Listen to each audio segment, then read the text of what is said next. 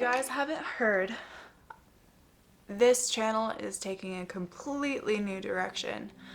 And when it comes to speaking about health and wellness, now there is a podcast that is out and about. I've launched a podcast called Sunflower Guru, of course, that's me. The podcast itself is more focused, and I really want to create a streamline of information for you guys. Previous to, I was struggling with the YouTube just because of the FaceTime. I suppose I got very self-conscious, and the whole point of the health direction that we're taking is for you guys, and it's to present different ways of thinking, invoke thought, talk about health and wellness when it comes to the body and the brain.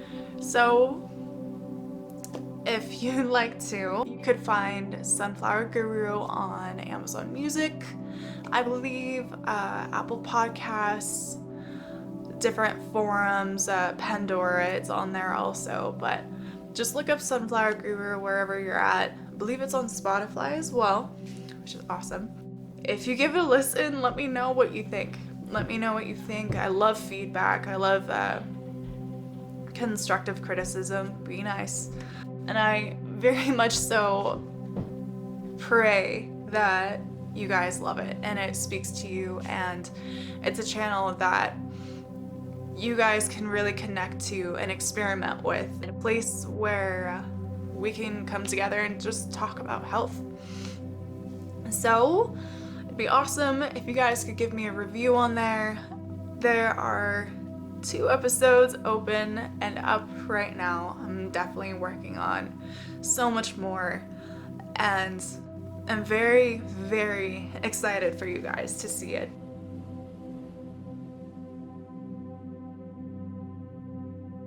I'd like to read a blip from a book that I got that was written in 1910. I got this from an old antique store in Richland, Washington. It seems like books of this age have a beautiful way of mind, a beautiful way of thinking and presenting ideas. The book is called Wisdom and Destiny by Maurice Maeterlinck. I hope I'm saying that right. Is it idle to speak of justice, happiness, morals, and all things connected wherein, before the hour of science has sounded? That definitive hour wherein all that we cling to may crumble. The darkness that hangs over our life will then, it may be, pass away, and much that we do in the darkness shall be otherwise done in the light. But nevertheless, do the essential events of our moral and physical life come to pass in the darkness as completely, as inevitably, as they would in the light. Our life must be lived while we wait for the world that shall solve the enigma. And the happier, the nobler our life, the more vigorous shall it become, and we shall have the more courage, clear-sightedness, boldness to seek and desire the truth. And happen what may, the time can be never ill spent that we give to acquiring some knowledge of self. Whatever our relation may become to this world in which we have being, in our soul there will yet be more feelings, more passions, more secrets unchanged and unchanging. Then there are stars that connect with the earth, or mysteries fathomed by science. In the bosom of truth undeniable, truth all-absorbing, man shall doubtlessly soar upwards, but still as he rises, still shall his soul unerringly guide him.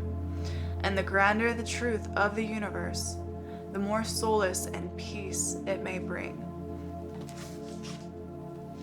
The more shall problems of justice, morality, happiness, love, present to the eyes of all men, the semblance they ever have worn in the eyes of the thinker. We should live as though we were always on the eye of the great revelation. We should be ready with welcome, with warmest and keenest and fullest, most heartfelt and intimate welcome. And whatever the form it shall take on, in the day that it comes to us, the best way of all to prepare for its fitting reception is to crave for it now, to desire it as lofty, as perfect, as vast, as ennobling as the soul can conceive. It must needs be more beautiful, glorious, and ample than the best of our hopes. For where it differ, therefore even frustrate them, it must of necessity bring something nobler, loftier, nearer to the nature of man, for it will bring us the truth. To man, though all that he vague go under, the intimate truth of the universe must be holy, preeminently admirable. And though on that day it unveils, our meekest desires turn to ashes and float on the wind, still shall there linger within us all we have prepared, and the admirable will enter our soul, the volume of its waters being as the depth of the channel that our expectation has fashioned. Beautiful book. Beautiful book. So without further ado, as tradition on this channel, let's take control of ourselves, our lives, and our health, my friends. Thank you for watching.